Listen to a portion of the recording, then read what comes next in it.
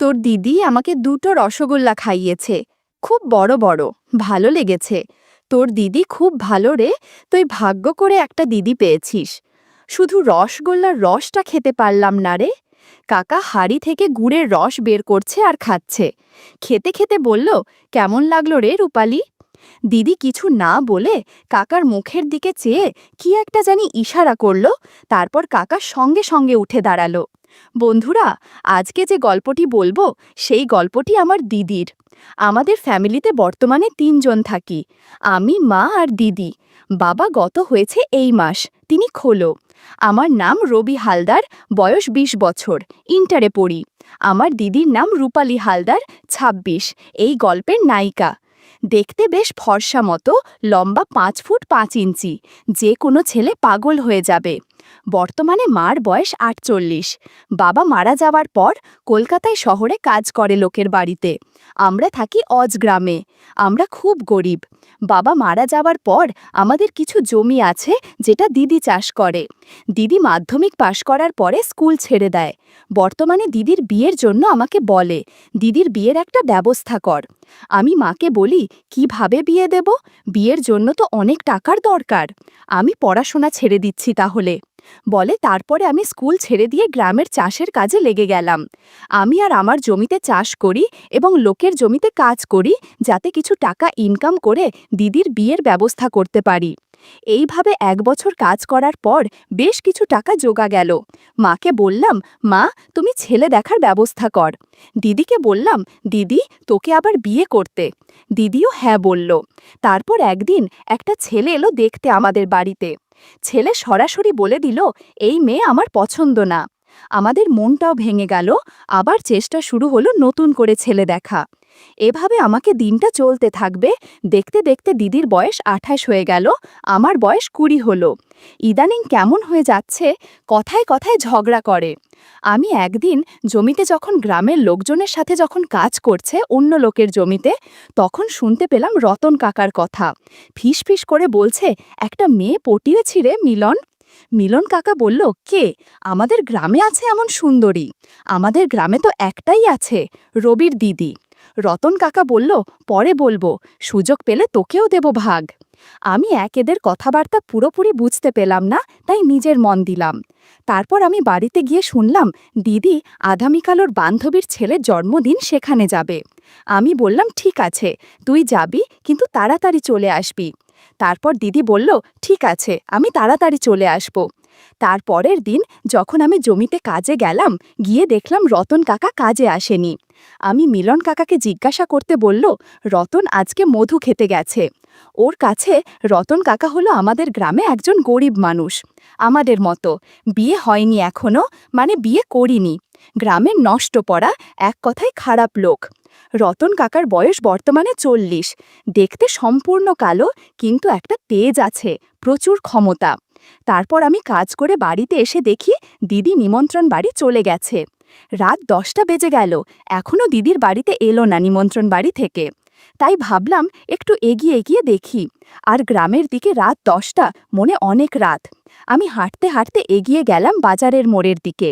গ্রামের রাস্তায় একটা মানুষের জন দেখা যাচ্ছে না। এরকম কিছু দূর যাওয়ার পর দেখতে পেলাম দুটো মানুষ দাঁড়িয়ে আছে। কাছে যেতে দেখি দিদি আর রতন কাকা দাঁড়িয়ে। আমি বললাম, এত রাত হলো তোর? দিদি বলল, কোনো গাড়ি পাচ্ছিলাম না, তাই দেরি হয়ে গেল। আর আর আস্তে আস্তে রতন কাকার সঙ্গে দেখা হয়ে গেলে, তাই রতন কাকা আমি একসঙ্গে আসছি। আমি রতন কাকাকে জিজ্ঞাসা করলাম, কাকা, তুমি কোথায় গিয়েছিলে? রতন কাকা বলল, আমি একটু শহরে গেছিলাম। শহর থেকে থেকে ফেরার সময় তোর দিদির সাথে দেখা হয়ে গেল, তাই এখনই আসলাম একসাথে। জানিস তো ভাই, রতন কাকা আমাকে আইসক্রিম খাইয়েছে, খুব ভালো আইসক্রিমটা। রতন কাকা, জানিস না রবি, তোর দিদি আইসক্রিম খেতে খুব ভালোবাসে, বলল রতন কাকা। সঙ্গে সঙ্গে দিদি খুব হেসে উঠল। তবে এখন তুমি চলো, অনেক রাত হয়ে গেছে, এবার আস্তে আস্তে বাড়ির দিকে চল। রতন কাকা বলল, জানিস রবি, তোর দিদি আমাকে দুটো রসগোল্লা খাইয়েছে, খুব বড় বড় রে, ভালো লেগেছে। তোর দিদি খুব ভালো রে, তুই ভাগ্য করে একটা দিদি পেয়েছিস। শুধু রসগোল্লার রসটা খেতে পারলাম না রে। আমি বললাম, কেন কাকা? তখন রতন কাকা বলল, ওই তাড়াতাড়ি খেতে গিয়ে পড়ে গেছে। দিদি বলল, তখন চিন্তা করো না কাকা, আমি আবার রসগোল্লা তোমাকে খাওয়াবো, সঙ্গে অনেক কিছু। এই কথা বলে দিদি মুচকে মুচকে হাসছিল। তারপর আমি আর দিদি বাড়িতে চলে এলাম। এসে দিদি শুয়ে পড়ল, আমিও পাশের ঘরে শুয়ে পড়লাম। আমাদের ঘরের পরিচয়টা দিয়ে এবার আমাদের দুটো মাটির ঘর, একটা ঘরে দিদি থাকে, একটা ঘরে আমি থাকি। আগে মা যদি একসাথে থাকতো। মা যেহেতু শহরে লোকের বাড়ি কাজ করে, তাই সপ্তাহে একবার করে এসে বাড়িতে। সকালে আমি আবার লোকের জমিতে কাজ করতে বেরিয়ে গেলাম। দেখলাম রতন কাকা, মিলন কাকা খুব হাসাহাসি করছে। তারপর আমার কাছে এসে বলল, রবি, একটা কথা বলবো? আমি বললাম, বলে। তোর দিদিকে আর জমিতে কাজে পাঠাস না। আমি বললাম, কেন? তখন কাকা বলল, বড় হয়েছিস, দিদিকে কেন জমিতে পাঠাচ্ছিস? আমাকে বলতে পারিস, তোর দিদির কাজগুলো আমি করে দিতে পারি। ঠিক আছে, ভেবে দেখব। তারপর আমি বাড়িতে চলে এলাম। দিদিকে বলতে দিদি বলল, হ্যাঁ রে ভাই, আমারও খুব কষ্ট হয় জমিতে কাজ করতে। রতন কাকা খুব ভালো, তুই তো কোনোদিন বুঝিসনি আমার মনের কথা। আমার মনের কষ্টের কথা ঠিক বুঝেছে রতন কাকা। রতন কাকা খুব ভালো। তারপর হঠাৎ রাত ৮টার সময় আমরা যখন ভাত খাচ্ছিলাম রাতের, তখন রতন কাকা এলো আমাদের বাড়িতে। আমি জিজ্ঞাসা করলাম, কাকা এত রাতে? কাকা বলল, আমার ঘরটা ভেঙে গেছে, কোথায় থাকো এই বর্ষার কালে রাতে, তাই ভাবলাম তোদের কাছে ছুটে এলাম। আমি জানি তোরা খুব ভালো, কাকাকে ফেলে দিবি না এই অসহায় কাকাকে। কিন্তু ওর কাকা, আমাদের দুটো ঘর থাকবে কোথায়? কাকা, তুমি ওইসব নিয়ে চিন্তা করতে হবে না। আমি কালকে তোর দিদির ঘরের পাশে একটা ঘর করে নেব। তোর দিদি আর জমিতে কাজ করতে যেতে হবে না, আমি তোদেরকে দেখাশোনা করব। দিদি বলল, তুই কাকা, তুমি আমাদের বাড়িতে থাকবে, এতে খুবই ভালো হবে। আমি বললাম, একটু ভেবে দেখি কাকা। তারপর কাকা চলে গেল। দিদি আমাকে বোঝাতে লাগলো, দেখ ভাই, কাকা যদি আমাদের বাড়িতে থাকে তাহলে আমাদের অনেক সুবিধা হবে। কাকা আমাদের চাষবাসের কাজ করে দেবে, সঙ্গে দুটো পয়সাও পাবো আমরা। আমিও বললাম, ঠিক বলেছিস, তার সঙ্গে কাকার তো কেউ নেই, আমাদের বাড়ি থাকবে। আমার কথা শুনে তিনি বেশ খুশি হলো। তারপর কাকা চলে গেল ওই রাতে। আর দিদি আমাকে বোঝাতে লাগলো, দেখ ভাই, কাকাকে যদি আমাদের বাড়ি থাকে বাবার মতো, তাহলে আমাদের কত সুবিধা হবে বল। সে আমাদের দেখাশোনা করবে, সঙ্গে কিছু টাকা পয়সাও দেবে। আমার বিয়ের টাকাটা জোগাড় হয়ে যাবে, তুই আর কত কষ্ট করবি আমার জন্য। আমি বললাম, ঠিক আছে দিদি, কাকা তাহলে কালকে তোর ঘরের পাশে একটা ঘর করে নিক। দিদি বলল, ঠিক আছে। তারপর দিন সকালে আমি কাজে চলে গেলাম জমিতে। গিয়ে দেখলাম রতন কাকা আসেনি। মিলন কাকাকে জিজ্ঞাসা করতে বলল, ও নাকি একটা ঘর করবে তোদের ঘরের পাশে, তার জিনিসপত্র কিনতে গেছে। সারাদিন কাজ করার পর যখন বাড়িতে গিয়ে দেখলাম কাকা, দিদি আর মা বসে গল্প করছে। দিদিকে দেখে মনে হলো দিদি খুব খুশি। মাকে জিজ্ঞাসা করলাম, মা কখন এসেছে? মা বলল, এই দুপুরবেলা দিকে এসেছি। তাহলে রতন আমাদের বাড়ি থাকছে, যাক ভালোই হলো, তোর পাশে একটা লোক হলো থাকার মতো, যে তোর বাবার মতো খেয়াল রাখবে। আমি কাল সকালে আবার চলে যাব শহরে, তোর দিদিকে খেয়াল রাখিস। রতন কাকা তখন বলল, চিন্তা করতে হবে না রূপালীকে, আমি খুব খেয়াল রাখো, দিন রাত খেয়াল রাখব। দিদি তখন বলল, কাকা আমার খুব খেয়াল রাখে, দেখো না আজকের আমার জন্য কত খাবার এনেছে বাজার থেকে, আর আমার জন্য শাড়ি কিনে এনেছে। তারপর খাওয়া দাওয়া করে আমরা শুয়ে পড়লাম, আর রতন কাকা বাড়ি চলে গেল। সকালে যখন কাজে যাব বেরোলাম, তখন দেখি রতন কাকা আর দিদি। আমি বললাম, কাকা এত সকালে? কাকা বলল, এই তোর দিদির ঘরের পাশে ঘরটা আজকে তৈরি করব। বললাম, ঠিক আছে করো, আমি কাজে চলে গেলাম। তারপর আমি কাজে চলে গেলাম। কাজ করছি এমন সময় মিলন কাকা বলল, হ্যাঁ রে রবি, তোর দিদির বিয়ে দিবি না? বয়স তো অনেক হলো। আমি বললাম, দেব তো, ভালো ছেলে পেলে দেব। মিলন কাকা বলল, মেয়েদের বয়স বাড়লে কিছু অঘটন ঘটায় না যেন দেখিস। আমি ভাবলাম, কি আর অঘটন ঘটাবে? মিলন কাকা তখন বলল, পরে বুঝবি, পারলে তো দিদির বিয়ে দিয়ে দে। আমি বললাম, চেষ্টা তো করছি। সারাদিন কাজ করার পর যখন বাড়িতে গেলাম, দেখলাম ঘরটা পুরো সম্পন্ন হয়ে গেছে, এবং দিদির ঘরের সঙ্গে কাকার ঘরের একটা দরজা আছে, মানে কাকার ঘরে থেকে দিদির ঘরে যাওয়া যাবে। আমি বললাম, কাকা কবে থেকে এই ঘরে তুমি থাকবে?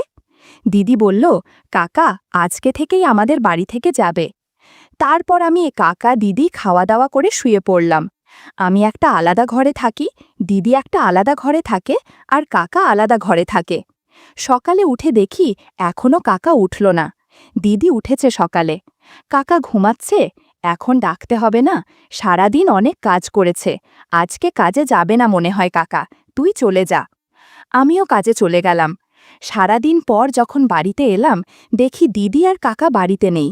কিছুক্ষণ বসে থাকার পর দিদি আর কাকা বাড়িতে এলো। জিজ্ঞাসা করতে বলল, একটু বাজারে গেছিলাম, কিছু কেনাকাটি করার ছিল। তারপরে খাওয়া দাওয়া করে শুয়ে পড়লাম। এইভাবে বেশ কিছুদিন যাওয়ার পর দিদির মধ্যে একটা আলাদা পরিবর্তন দেখতে পেলাম। দিদি সবসময় হাসি খুশি থাকে। খেতে বসলে দিদি আমার থেকে কাকাকে বেশি খেতে দেয়। দিদি আর আমার সাথে তেমন কথা বলে না, সবসময় কাকার সাথেই কথা বলে। দেখতে দেখতে বর্ষাকাল এসে গেল। তারপর মা এসে বলল, আমি আর এখন গ্রামে আসব না, শহরেই থাকব। গ্রামে সবসময় আসা যায় না। বর্ষাকালে আমি 6 মাস পর বাড়িতে ফিরব। কিছু টাকা দিয়ে চলে গেল মা শহরে। ও ঘর বর্ষা নেমে গেল, সব সময় বৃষ্টি হচ্ছে। তো একদিন রাতে যখন ঘুমাচ্ছে, হঠাৎ আকাশটা খুব জোর ডেকে উঠল। আমার ঘুমটা তখন ভেঙে গেল। তখন রাত 12টা কি 1টা হবে, কিছুতেই ঘুম আসছে না। তাই ভাবলাম একটু বাইরে দেখি কতটা জোরে বৃষ্টি হচ্ছে। আমি বাইরে বের হয়ে দেখি আকাশ ঘন কালো ছেয়ে গেছে, আর দুমকা হাওয়া মারছে, হালকা ঝড় বইছে এবং প্রচণ্ড জোড়া আকাশ ডাকছে, আর ঝিরঝির করে বৃষ্টি হচ্ছে। ভাবলাম একটু রান্নাঘর থেকে জল খেয়ে আসি। আমি জল খেতে গিয়ে দেখি রান্নাঘরে একটা জায়গা থেকে জল পড়ছে। ভাবলাম দিদিকে ডেকে বলি, এই জায়গাটা কালকের একটু সারিয়ে নেয়ার দরকার আছে, যাতে জল না পড়ে। দিদির ঘরে ঢুকে দেখি দিদি নেই। তারপর পাশে দেখি কাকার ঘরের সাথে দিদির ঘরে দরজা ছিল, সেটা খোলা। আমি দরজার কাছে যেতে দেখি কাকার ঘরে একটা ছোট্ট হারকিনের আলো জ্বলছে। তারপর কাকার ঘরে ঢুকতে যাব, দেখি দিদি শুয়ে আছে, আর কাকা দিদির মাথা ধরে বসে সর্ষের তেল দিয়ে মালিশ করে দিচ্ছে। আমি ঘরে ঢুকতে গিয়ে ঢুকলাম না এবং বেরিয়ে এলাম, আর ভাবলাম এসব কি হচ্ছে, বাবার বয়সী কাকা আর দিদি এসব কি করছে। তারপর যেন মাথার মধ্যে ভন ভন করে ঘুরতে রইল। তারপর আমি বেরিয়ে এলাম, কি করব বুঝতে পারলাম না। তারপরে চিন্তা করলাম, কি করছো ওরা, আমি সেটা দেখব, কিন্তু কিভাবে দেখব। আস্তে আস্তে আমি রান্না করে গেলাম। রান্নাঘরের বেড়ার ফাঁকা থেকে দেখলাম দিদি মুচকি মুচকি হাসছে, আর কি বলছে, আর কাকা রাগ দেখাচ্ছে। তারপর হঠাৎ দিদি বলে উঠল, কাকা তুমি অনেক দক্ষ কারিগর। তারপর কাকা কি একটা বলল, আমি ঠিক শুনতে পেলাম না। তারপর মনে হলো ওরা কি বলছে, শুনতে হবে। তারপরে বাইরে এলাম। বাইরে এসে দেখলাম জানালা দেয়া কাকার ঘরে। আমি আস্তে করে জানালাটা চাপ দিতে কিছুটা খুলে গেল, এবং কাছ থেকে স্পষ্ট দেখা যাচ্ছে দিদির মুখটা। কাকা মাথায় তেল মালিশ করছে আর বলছে, এভাবে তোর অনেক ভালো লাগবে। দিদি তখন বলল, কাকা তুমি আছো বলেই আমার কোনো চিন্তা নেই, নিচে গুড়ের রস রাখা আছে, একটু খেয়ে দেখো। আমি দেখলাম কাকা হাঁড়ি থেকে গুড়ের রস বের করছে আর খাচ্ছে। খেতে খেতে বলল, কেমন লাগলো রে রূপালি। দিদি কিছু না বলে কাকার মুখের দিকে চেয়ে কি একটা জানি ইশারা করল। তারপর কাকা সঙ্গে সঙ্গে উঠে দাঁড়ালো। হঠাৎ খুব জোরে বিদ্যুৎ চমকালো।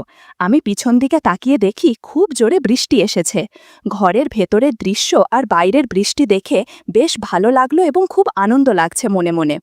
ওদিকে কাকা দিদিকে বলল, কেমন লাগলো রূপালি। দিদি বলল, খুব ভালো লেগেছে, বৃষ্টির দিনে এরকম হলে তো অনেক ভালো লাগে। তুমি মাঝে মাঝে দুপুরবেলায় চলে আসবে, কাজ থেকে এসে আমাকে মালিশ করে দিবে। এরপর তারা কিছু আলাপ আলোচনা করল।